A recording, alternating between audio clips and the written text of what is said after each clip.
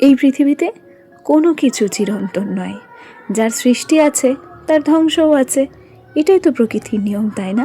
এখানে আমরা কেউ চিরকালের জন্য আসিনি, একদিন না একদিন ঠিক এখান থেকে বিদায় নিতেই হবে। তাই কখনো কারোর সঙ্গে অহংকার করতে নেই, কখনো কাউকে অবহেলাও করতে নেই। হতে পারে তুমি বড়লোক, হতে পারে তোমার প্রচুর পয়সা, তবে একবারও ভেবে দেখো তো, এটাই কি তোমার পরিচয়? এটা তোমার পরিচয় নয়। একজন মানুষের সবচেয়ে বড় পরিচয় হচ্ছে তার ব্যবহার। আচ্ছা, অনেক গল্প, অনেক কথা হবে তোমাদের সঙ্গে। তার আগে চলো নিজের পরিচয়টা দিয়ে নিই। নমস্কার, কেমন আছো সবাই? আশা করছি সবাই ভালো আছো, আর আমরাও বেশ ভালো আছি। আমি রিমি। আজকে আমার আরও একটি নতুন ব্লগে তোমাদের সবাইকে অনেক অনেক স্বাগত জানাই। আজকে হচ্ছে বুধবার, তবে আজকের ব্লগটা কিন্তু বুধবারের নয়, মঙ্গলবারের ব্লগটাই তোমাদের সঙ্গে শেয়ার করব।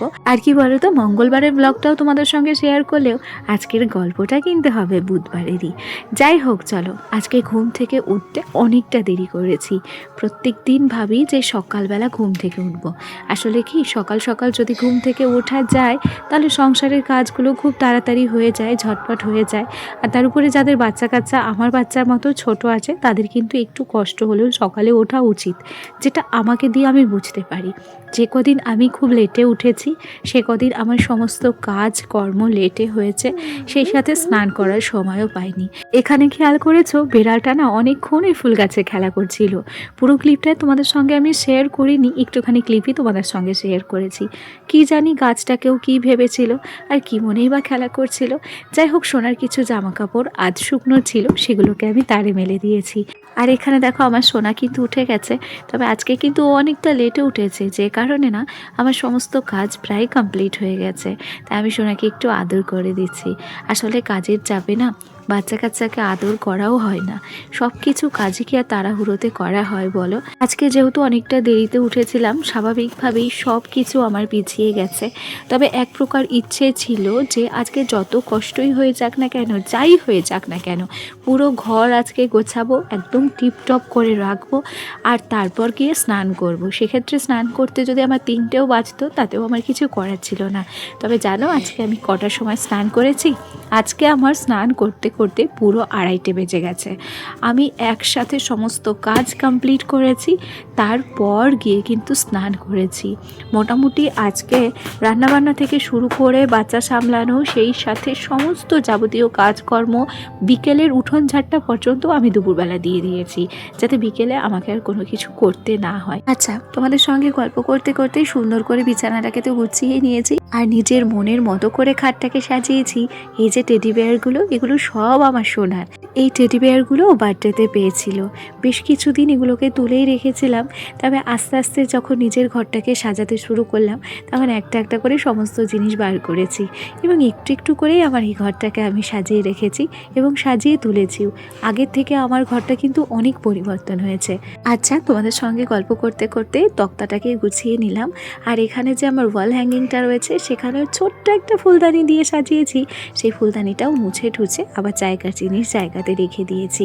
আর এদিকে এখন ওই তক্তাটার ফুলদানিগুলো, এগুলোকে সাজিয়ে নেব। এই ফুলটা কিন্তু ভারী সুন্দর লাগে দেখতে, জানো তো। আর এটা আমি খুব পছন্দ করে কিনেছিলাম দুর্গাপুজোর সময়।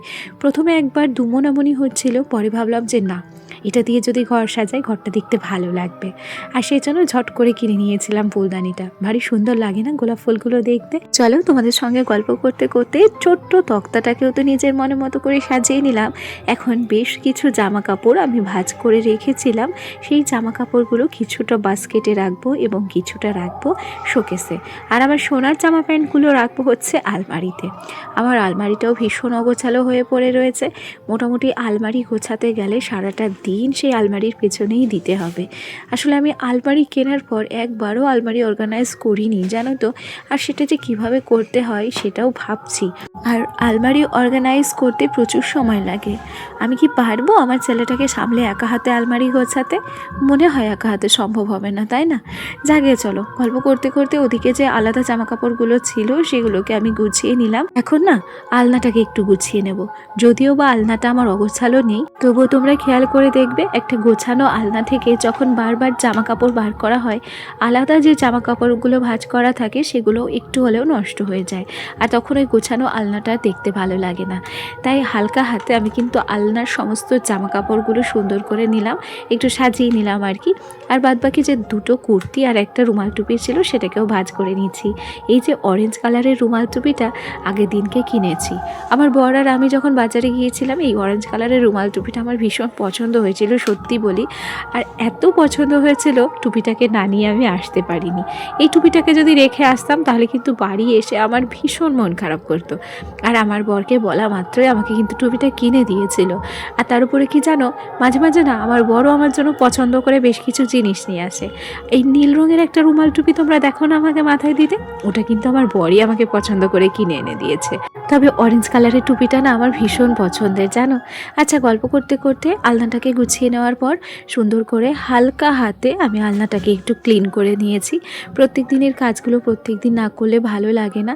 আর যেহেতু আলনা গোছাতে এসেছিলাম, ভাবলাম একটুখানি ক্লিন করে নিই, তাহলে আর কোনো সমস্যা আমার থাকবে না।